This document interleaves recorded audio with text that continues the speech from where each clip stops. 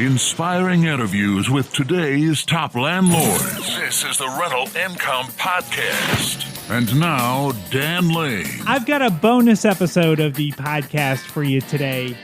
In my opinion, the number one thing that we should be doing as rental property investors is finding good tenants. If you have a good tenant that's just a good person and pays rent on time, doesn't cause any trouble, is someone that's easy to work with, being a landlord is really the easiest thing in the world.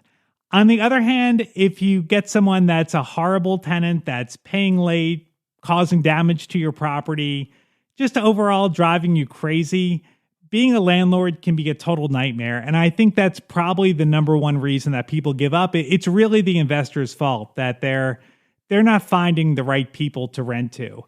So on the show today, we're going to talk to Farris Gossier. You might remember Farris. He's been with us twice on the podcast. And Farris has a really easy time managing his properties. And it's because he's finding the right tenants to rent to. So on the show today, we're going to see exactly what he's doing. We'll talk about how he markets his property. We'll talk about how he does showings, how he screens his tenants, the criteria that he uses. And when someone bad slips through the cracks, we'll talk about how he gets rid of them. So let's take a really quick break. We'll thank our sponsors. We'll come right back and we'll talk to Farris. A good deal on a rental property isn't going to last very long. To win properties today, you need to move quickly when a deal comes on the market, but it takes time to analyze a property. I want to let you know about an app where you can analyze deals on your phone in seconds. It's called Ask Rick, that's RIC for Rental Income Calculator. You can analyze a deal with the push of a button. You can figure out the rent, your mortgage payment, your expenses, and figure out the cash flow. If the numbers make sense, you can make an offer right there on the app, or you can send a calendar invite to your agent to see the property in person.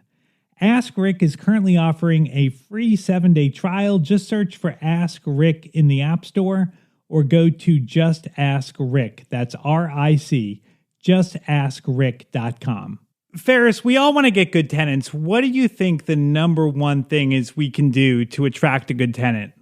I personally think the biggest thing as landlords we can do is make sure the property is maintained as best we can.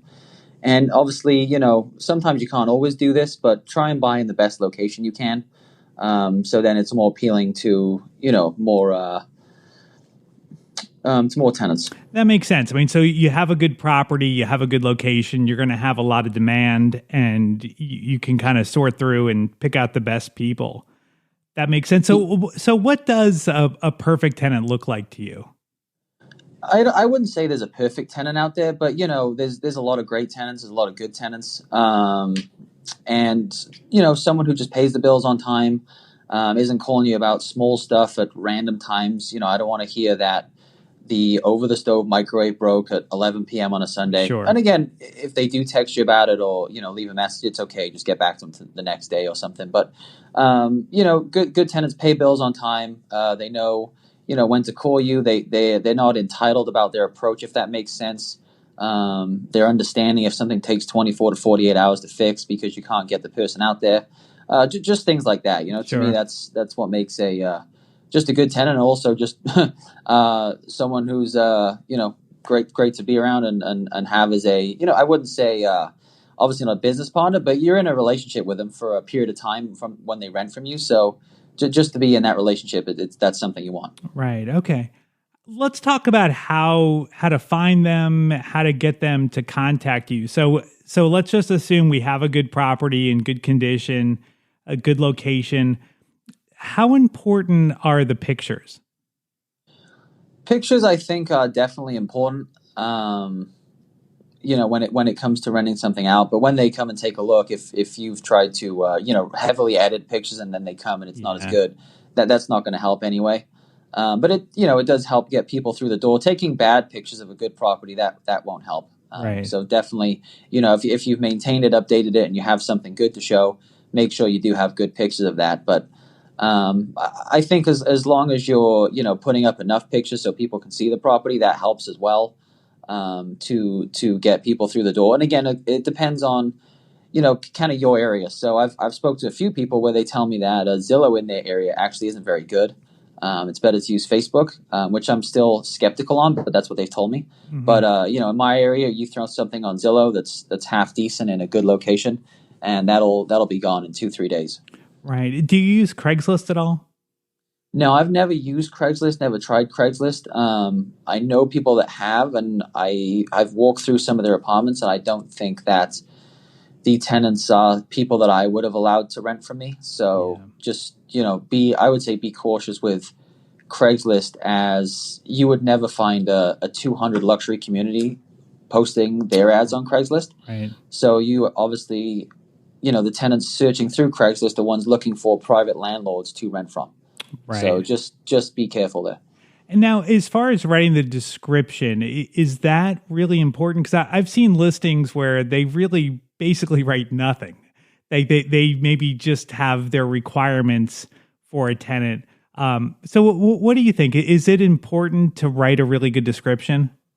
I don't think so at all. 90% of the people who click on the ad won't even read a word. Okay. So I think just a little minimal description, nice, clean, blah, blah, blah in this area, and then obviously your requirements a little below that. But there's no need to have a long story of like updated kitchen cabinets and this is over here. There's no point. They'll come and they'll see and they'll be like, yeah, nice kitchen. You don't need to put a photo and tell them it's new at the same time. Mm-hmm. Okay. How many pictures do you generally put up? Typically just one of each room. If the room's a little too big for one photo, I'll take 2 of that room, but I'm not taking 5 different angles of a living room. Right. And do you always put the requirements in the ad? Yeah, I'll put my basic requirements, which is 3 times rent. And obviously if a place is $1,000 a month and they make $2,900, I'm not going to, if they seem like they'll be a good fit, I'm not going to tell them no over that. Right. No evictions. That's another requirement. And then the people who have a firm credit score, I don't think that's the best way to go about it, because I had one person apply who had a 590 score and he had no collections, no missed payments. It just, through COVID, he was struggling to have someone lend him on a car, and he had to apply a bunch of places, and all those credit pulls dropped his score pretty drastically. So I think when you're cutting them off at a minimum credit score, I think you're losing a lot of opportunity for good tenants, just because through no fault of their own, their score is just a little lower than it should be. Yeah, I agree with that. And I think maybe some of that has to do with the neighborhood that the property's in. Like, do you think in certain neighborhoods you can maybe be a little bit more flexible, or maybe you have to be a little bit more flexible depending on the types of tenants that are going to be living there? Yeah, of course. I mean, let's say you're buying in an A-class, luxury neighborhood townhome renting for $3,000. You're going to be a lot more picky about, their job security and their bills, their monthly, payments and stuff like that, than you can be when, you're in let's say a D-class neighborhood. Right. Totally. All right. So you've got your ad on Zillow, and then how are they contacting you? They'll either click the phone number there and give me a call. They can shoot a text, or they can, click that button on Zillow and, they can apply on Zillow, or they can just click it and say, hey, I'm interested. When can I get a showing? And then from there, I won't send a message back through Zillow, because sometimes that hits their spam account, and you want to keep it as easy as possible for these people who are trying to rent. So I'll just go through, get the numbers, shoot them a quick text, just a couple brief questions for them to respond to me, and then go from there. How does it work with them calling? Is your phone blowing up on the days you have a listing up? I actually, when I have a couple listings up, I never take any of the phone calls. I decline the call and I just send a text with the questions I need them to answer. Smart. There's just too many people. I'm not going to sit on the phone all day long. Yeah. Here's my questions, answer them, and here's the open house. If you want to come, great. If you can't make it, no problem. But like I said, 3 days listed, probably 20 to 30 people that'll come to an open house. Half of those will show up on the Friday or Saturday, and then it's rented and with a deposit either that night or Sunday morning. Do you pre-qualify them before you show them the property? No, they can just come on by, take a look. I've asked them those basic questions in a text. How many occupants, annual income that they can prove on pay stubs, have they had any evictions, any pets and what's the day they're looking to move in. So I ask them those questions, and then they give me a response. And I'll just tell them, great, if you'd like to, come to the open house, please email your last 2 pay stubs to this email. So they'll send me those pay stubs, and then they can come on over to the open house. So I already have pay stubs when they're there. And then they just, I tell them, if you're interested, shoot me a text saying interested with your email. I'll send out the, through, mysmartmove.com. I'll send an email from there, and they can apply there, $40, and it'll send out the credit background eviction check. Once they apply, once I look at it, approve it, it'll take me 5 minutes to look through, and then they can come and sign a lease and put a deposit down. Okay, so when they are contacting you before the showing, if their income doesn't meet your requirement, or maybe they have pets and you don't allow pets, or for whatever reason they're not going to qualify, you just tell them, look, you don't meet our basic requirements? Correct. Yeah. If their income's too low, I'll just say, hey, unfortunately, your income doesn't meet their requirements or something. So sometimes if it's an iffy one, I'll just tell them, this open house is full and I'll fit you in at the next one. Okay. All right. So you mentioned that you do open houses. So you don't do individual showings. You just said you have a set time and everyone's coming through at the same time. That's correct. Yeah, everyone will come through at the same time. If I have someone who seems like a stellar tenant that cannot make that time, I will make time. But otherwise, if you don't make the open house, you just don't have a chance to rent it. When they come to the open house, is there any other questions you're asking them? Like we had someone on the show once that likes to look in their car to see how they keep their car because he thinks that's maybe an indication to how they're going to keep the property. Do you do any tricks like that, or anything you're looking for when you actually meet them in person? No, I mean, you can tell if it's someone you'll get along with just by, again, how they dress, how they act, are they professional, and then just ask them a few questions like, where are you moving from? Just chat and see how they are. Those tricks are okay if you have like a couple rentals, but I'm about to have 120, so I don't have time. Right, you don't have time to mess around doing those kind of things. Sure. Okay, so someone comes by, they've met the basic requirements, they've come to the property, they like it, you seem to get along with them. How are they applying? You said you're using mysmartmove.com. Are you Correct, referring them to go to that website, or do you text them a link? How does that work? Yeah, so they say they're interested, so I say, okay, great, please just text me interested with your email. So they'll do that. I will then go to mysmartmove.com. I'll set up a application for that property, which you can send out to multiple people at the same time if you like. And then you just input their email. You click the button that the rent is paying for it, and it sends them an email with the link to apply. So they'll click that, they'll pay. I think it's a 2-3 minute process on their end. It kicks me the report. So once they've done that, I'll take a look through the report. I'll shoot them a text or call, but say, hey, everything checks out on your end. I'm free later if you'd like to come sign a lease and put the deposit down. And typically I'll meet them, they'll give me the deposit, and they'll be good to move in.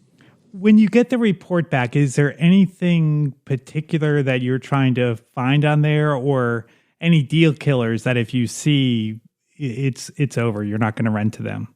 Yeah, any kind of eviction, which is unfortunate because some people aren't living in sometimes a well-maintained property. Landlord doesn't want to fix stuff. They get in an argument. An eviction goes on their record. But it's tough. I'm not going to spend time kind of trying to pick through case by case. You get it wrong, and then you're dealing with something you don't want to be dealing with. Right. So any eviction, I just pass on that. There's too many good people out there to have to chance that. In terms of anything else, criminal background check, speeding tickets, obviously I don't care about anything majorly serious. I would obviously look more into, but usually I've never seen anything crazy come back on the criminal check. And then just credit cards, car payments, stuff like that, just making sure they don't have $4,000 a month income with $3,000 a month outgoing expenses. Right. And the rent is $1,500. So just basically underwriting them like a mortgage would, just real quick, looking through those numbers. I had one landlord tell me once that one of the biggest things that he's looking for is if they're paying their cell phone bill. that if, a cell phone is probably one of the most important things that we have in our life. And if you're not paying your cell phone bill, that to him was an indication you're not going to pay your rent. Do you have anything like that you're looking at, like any bills that you look at that are important, or if they're constantly late paying bills, does that matter to you? So I think it's definitely varies on a case by case basis. So the properties I own are more in A to B neighborhoods. So typically I'm looking at they've paid everything on time. Just do they have enough money to pay everything on time and this amount of rent, or do they how many late payments have they had? And obviously you'll get a couple tenants who like have a bunch of collections on there, which obviously I wouldn't take that, but in terms of someone consistently missing a phone bill and their phone is off and that kind of stuff, no, I've never. Ever. Okay. I mean, I've seen it obviously, but I just wouldn't.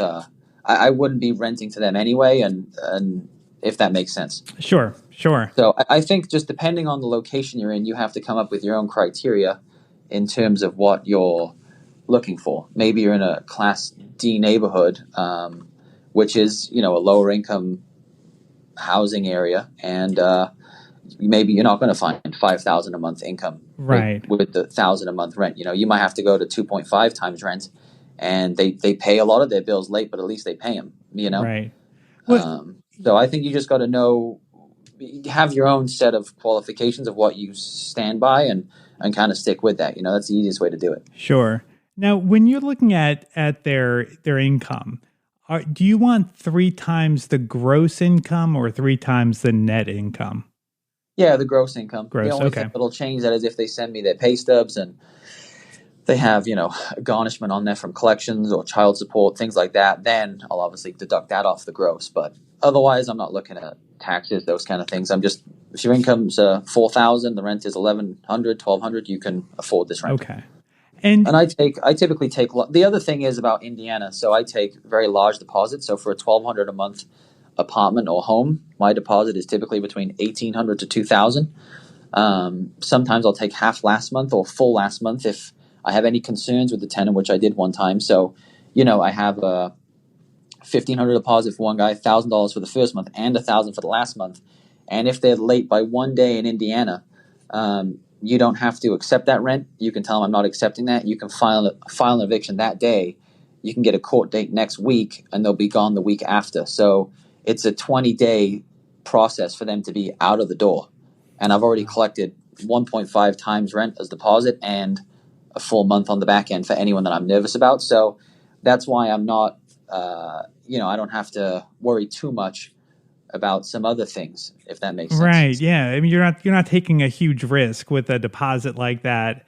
Correct. And with your eviction laws being so landlord friendly. Correct. So I guess if I'm, giving advice to someone who's renting out a $4,000 condo in New York, I'm definitely, for example, if someone had a job for 2 months in Indiana, I'm okay with a young guy who's just had a job for 2 months. If he gets fired, he can go get another $15 an hour job anyway. Right.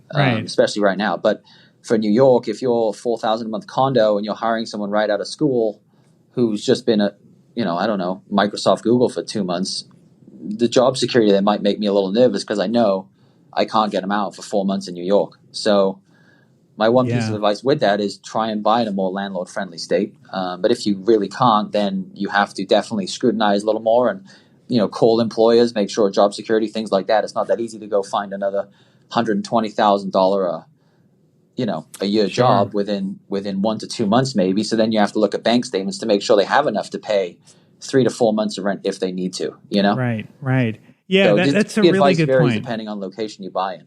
Yeah, that's a really good point. And so, you've got so much less risk there than a landlord in a landlord unfriendly state, which is great. So, last question for you. So, when you are you're getting the application, do you call the prior landlord or do you call the employer to make sure that they're still employed, or are you just going off their pay stubs? No, I'm just going off their pay stubs. Unless their pay stubs don't look correct, because I've seen a lot of pay stubs, then I will call an employer and just verify real quick that that person does work there.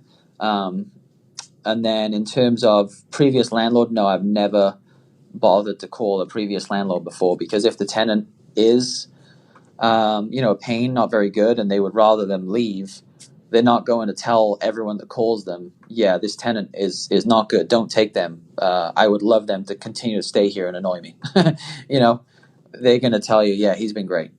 So it's kind of up to you to do your own due diligence on the person you put in, If you want to hear more from Farris, you can check him out on episodes number 297 and 332. And if you want to reach out to Farris, he'd be happy to talk to you. He loves talking real estate.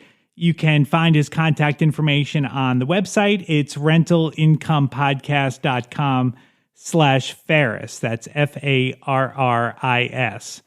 Thank you so much for checking out this bonus episode of the podcast. We'll be back with a regular interview on Tuesday. My name is Dan Lane, and this has been the Rental Income Podcast.